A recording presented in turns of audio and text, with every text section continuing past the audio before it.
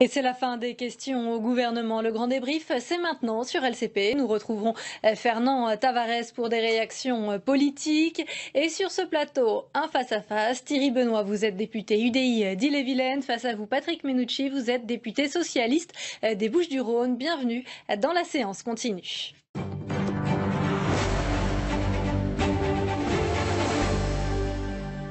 Et avant de démarrer ce débat ensemble sur ce plateau, je vous propose ce plateau. On retourne au débat à Notre-Dame-des-Landes. Thierry Benoît, le référendum était-il la solution pour sortir de cet épineux dossier de cet aéroport ? Alors, permettez-moi tout d'abord de faire référence à la première image que vous avez présentée de l'hémicycle, à savoir l'hommage à la députée Jo Cox, qui est décédée au nom, je dirais, de la liberté et de la construction de l'Union européenne. Et je voudrais saisir l'occasion qui m'est offerte pour dire à nos amis britanniques que nous, les Français, nous aimons le peuple britannique.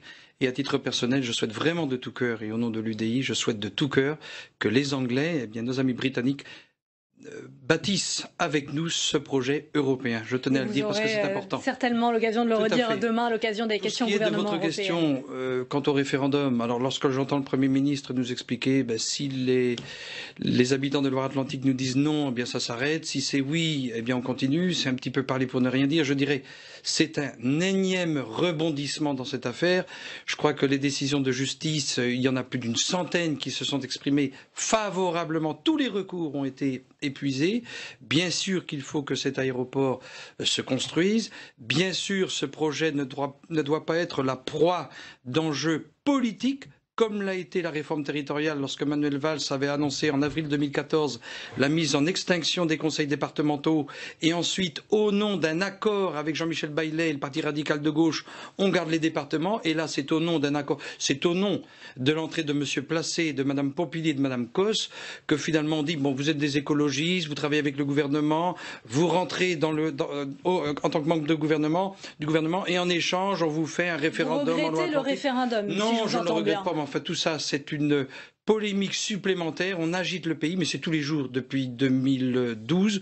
On agite le pays et on voit bien, malgré tout, où est-ce qu'il faut arriver à une infrastructure d'envergure nationale et internationale. Et naturellement qu'il faut que cet aéroport ce transfert de l'aéroport de Nantes se fasse vers la périphérie au nom de l'aménagement du territoire du Grand Ouest français, mais aussi du territoire national.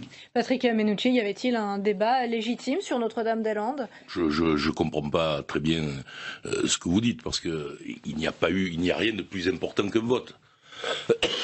Certes, on a eu des décisions de justice, de ci, de là, mais là, on est au moment résolutoire et j'espère que les habitants du département voteront oui. Et ce sera donc la parole aux habitants aujourd'hui, donc dimanche, le vote pour Notre-Dame-des-Landes. On va poursuivre avec notre débat sur la mobilisation contre la loi travail. Quelle forme va-t-elle prendre jeudi? Quel sera son sort? Défilé ou rassemblement statique? Tout simplement interdiction. Écoutez, à la question de Dominique Tian, la réponse de Bernard Cazeneuve, le ministre de l'Intérieur, qui a appelé à nouveau les syndicats à la responsabilité. La manifestation de jeudi, si elle doit être organisée, ne peut pas l'être dans des conditions où il y aura de nouveau des violences. C'est la raison pour laquelle j'ai invité les organisations syndicales, elles étaient encore ce matin chez le préfet de police, à discuter des modalités d'une organisation qui permette de garantir la sécurité. Et au terme de l'aboutissement de ces discussions, je prendrai mes responsabilités en prenant une décision claire. Parole. Thierry Benoît, vous avez entendu Bernard Cazeneuve qui lance un appel à la responsabilité des syndicats. C'est aussi l'appel que vous leur lancez aujourd'hui? Naturellement. Et j'ai en tête la phrase du président de la République semaine dernière, lorsque le président de la République François Hollande s'exprime et qu'il dit que s'il y a un risque pour les biens et pour les personnes, il interdira ces manifestations. Moi, je considère aujourd'hui, en tant que Breton d'Ille-et-Vilaine, résidant tout près de Rennes, j'observe ce qui se passe depuis des semaines, une montée en puissance de la violence, des affrontements avec les forces de sécurité, gendarmerie, police, qui dépassent, je dirais, l'entendement. Et aujourd'hui, il y a, moi je le dis parce que je le vis, je l'observe dans ma région de Bretagne, mais aussi à Nantes, à Paris, il y a un risque pour les biens et pour les personnes. Je pense qu'il faut vraiment lancer un appel aux responsables des organisations syndicales. Il faut savoir raison garder. Nous sommes quand même dans une période, une période d'état d'urgence où il y a quelques mois, le pays a vécu un traumatisme comme il n'avait jamais vécu. Nous accueillons en plus plusieurs nations européennes pour un événement de portée mondiale. Il y a là tous les paramètres et les ingrédients, je dirais, pour que le gouvernement et les dirigeants de ce pays fassent comprendre aux organisateurs des manifestations que ça ne peut pas se passer impunément comme ça se passe depuis des semaines. Il faut que ça s'arrête. Première étape, avoir des manifestations statiques, donc encadrées, je pense que c'est la première étape, mais il va falloir arriver à suspendre l'organisation de ces manifestations pour des questions de sécurité, pour les biens et pour les personnes. Patrick Mennucci, la préfecture de Paris a fait la proposition de mobilisation statique aux organisations syndicales. D'autres discussions ont lieu en ce moment avec Bernard Cazeneuve et les organisations syndicales à la préfecture de Paris. Moi, ce que je pense que la décision qu'il prendra sera la bonne. Pourquoi un tel... Moi, je ne préférerais pas qu'on interdise la manifestation, mais s'il doit le faire, je considérerais qu'il l'a fait comme un démocrate. Personne ne peut remettre en cause l'amour de la République de Bernard Cazeneuve, donc il fera les choses qu'il considère être faites au regard de ce que je viens de dire. Si Bernard Cazeneuve en vient à interdire la mobilisation de jeudi, vous le soutiendrez, Thierry Benoît? Naturellement, le ministre de l'Intérieur, ça vient d'être rappelé, a en responsabilité la sécurité des Français, il a en responsabilité la sécurité de celles et ceux qui organisent les manifestations, mais aussi la sécurité des manifestants, et nous devons aussi assurer de manière sereine, sérieuse et digne le travail de nos forces de l'ordre, ce qui vient d'être rappelé par le collègue Mennucci, que ce soit gendarmerie ou police. Aujourd'hui, nos forces de l'ordre sont mises à rude épreuve depuis des mois et des mois. Il y a eu les alertes terroristes. L'alerte terroriste, le ministre le rappelle régulièrement dans l'hémicycle, l'alerte terroriste est à son degré maximal. Si par malheur il arrivait quelque chose que personne ne souhaite, mais à laquelle tout le monde pense, nous serions dans une situation catastrophique.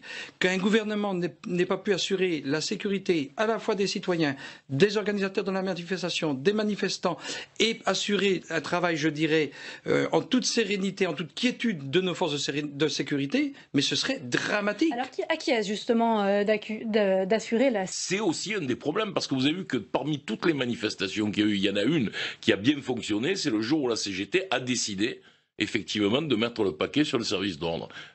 Est-ce qu'ils sont capables aujourd'hui de le faire? Je n'en sais rien. Thierry Benoît, il y a des failles aujourd'hui? Les 7 organisations syndicales à la tête de celle-ci, la CGT, doivent assurer naturellement la logistique, l'intendance, l'organisation de ces manifestations. Mais à un moment donné, il faut aussi dans le pays, et ça c'est le rôle du gouvernement, un message d'autorité, de fermeté et de clarté. Il y a quelques mois, lorsque le président de la République, François Hollande, a été interviewé dans une grande émission de télévision à propos du mouvement Nuit debout, qui finissait par prendre des proportions. On n'en parle plus, Nuit debout, finalement, c'est terminé. Mais ça prenait des proportions. Et le président de la République, vous comprenez, il faut que chacun s'exprime, c'est normal. Mais à un moment donné, lorsque le pays est en état d'urgence, la parole présidentielle, comme la parole du gouvernement, doit être empreinte de l'autorité, la fermeté et la clarté. Monsieur Martinez est venu dans la ville où je vis, Fougères, il y a quelques semaines. Il s'est fait secouer par des entrepreneurs. Il ne s'y attendait pas. Ils lui ont dit ces 4 vérités. Pourquoi? Et personne n'a vu ce phénomène se produire. Pourquoi? Parce qu'il y a une exaspération dans le pays, que ce soit de la part de nos concitoyens, salariés ou entrepreneurs, qui assistent, je dirais, de manière... c'est inqualifiable le spectacle auquel ils assistent. Des mouvements de foule mélangés avec des casseurs. On a vu dans la ville de Rennes mais des casses à répétition de commerce, d'activités économiques. Enfin, c'est quand même de mobilier urbain, mais enfin c'est quand même catastrophique. À un moment donné, ça s'arrête. Le gouvernement doit avoir le discours d'autorité, de clarté, de fermeté, même si cette organisation syndicale en 2012 a appelé a voté François Hollande. Et pourquoi on peut un tel blocage aujourd'hui, Patrick Mennucci, justement sur la forme de ces mobilisations statiques aujourd'hui demandées par la préfecture et par le gouvernement? Je pense que les blocages aujourd'hui sont dus à une volonté. Vous savez, on n'a pas assez appuyé sur le congrès de la CGT. Le congrès de la CGT a été marqué par l'émergence d'un courant gauchiste à l'intérieur de la CGT sur lequel s'est appuyé M. Martinez pour asseoir son pouvoir. Et ça a changé d'une façon très sérieuse la façon dont la CGT aborde la question des négociations. Et je crois que c'est aujourd'hui face à ça que nous sommes, c'est-à-dire avec une radicalisation. La société, elle est de plus en plus violente, ça s'applique aux manifestants, ça s'applique à autre chose, aux supporters de football, enfin on voit des choses qui sont effrayantes, et moi je crois que dans une société comme la nôtre, la bienveillance, la volonté de faire les choses ensemble, c'est quelque chose qu'on doit rappeler. Et de ce point de vue d'ailleurs, je dirais à mon collègue que Nuit debout n'était pas une organisation très problématique, puisque vous voyez d'elle-même. Et ça sera le mot de la fin. Et vous vous retrouverez sur ce besoin. Et je crois que le président de la République a bien fait de laisser les choses aller. Ce sera le mot de la fin, messieurs. Ce sera le mot de la fin. En tout cas, vous vous retrouverez certainement sur ce thème de bienveillance. Merci à vous, Thierry Benoît, Patrick Mennucci, d'avoir participé à ce débat. C'est la fin de Parlementaire. Quant à moi, je vous retrouve demain à 14h. Très bel après-midi à tous sur les chaînes parlementaires.